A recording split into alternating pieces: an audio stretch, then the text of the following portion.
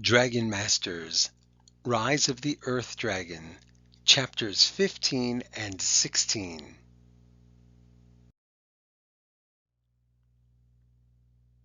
Chapter 15.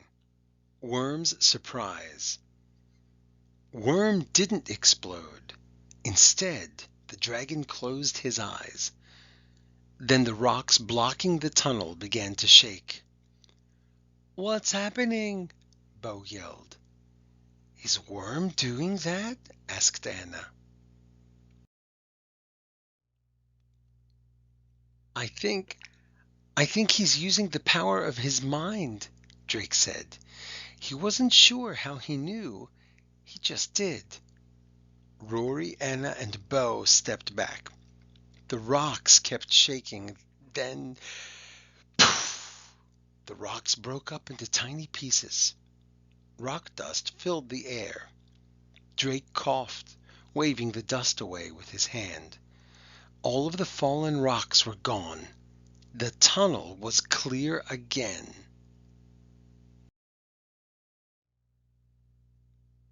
Drake hugged Worm. "You did it, Worm!" "We should get out of here before Vulcan sneezes from all this dust," said Rory. "The last time he sneezed, he turned my bread into toast." "Rory's right," said Bo. "Let's get out of here."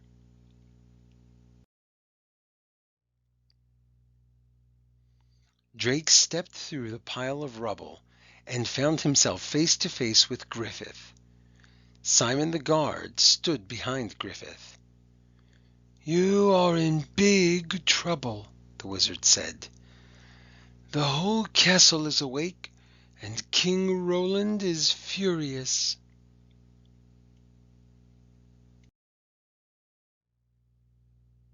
What is Worm's power? Number 2. Who was waiting for the Dragon Masters after they escaped from the tunnel? Hint: 2 people.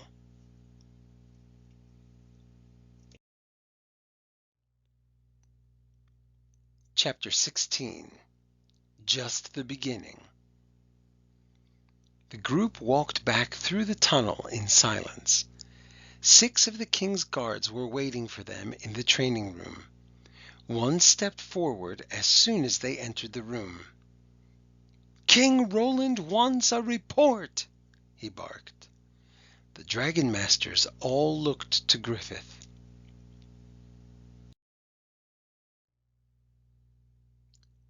He cleared his throat. "Please tell King Roland that everything is fine," he said.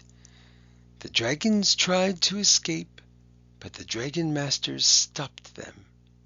"But—" Drake started to speak, but something about Griffith's look told him to stay quiet. The soldier nodded to Griffith. "Very well," he said. Then the soldiers and Simon left.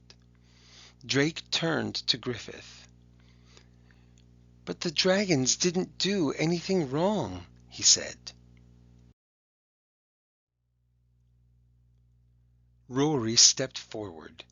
"Drake's right. This was my fault. I wanted to take the dragons outside," she said. She turned to the Dragon Masters. "I'm sorry. It was a bad idea." "Agreed," said Griffith. "Now tell me, how did you all get out of the collapsed tunnel?" "Worm saved us," Rory cried. Anna nodded. "He glowed all green. It was amazing." "And he turned the rocks to dust," Bo added.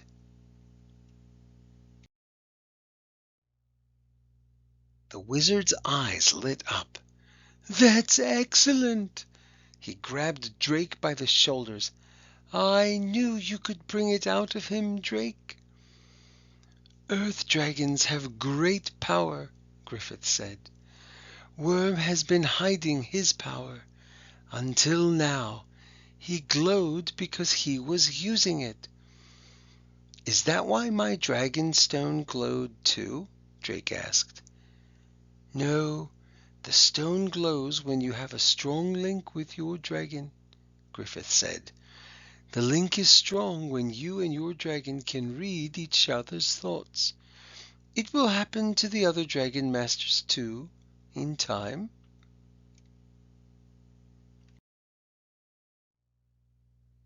Drake remembered the words he had heard in his head.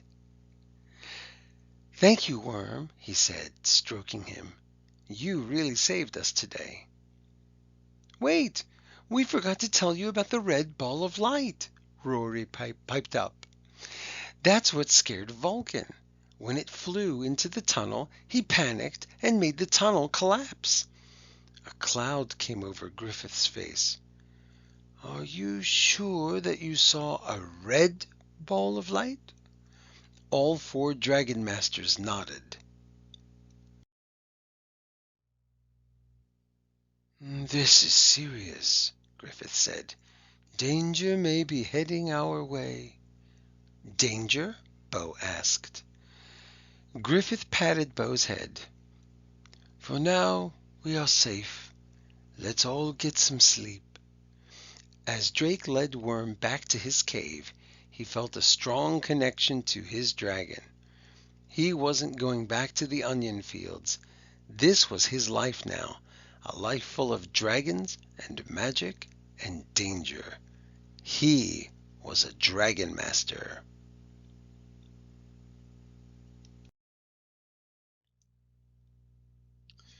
Number 1. Why didn't the dragon masters get into trouble with King Roland? Number 2. Why does Drake's dragonstone glow sometimes? Number 3. Why was Griffith concerned at the end of the story?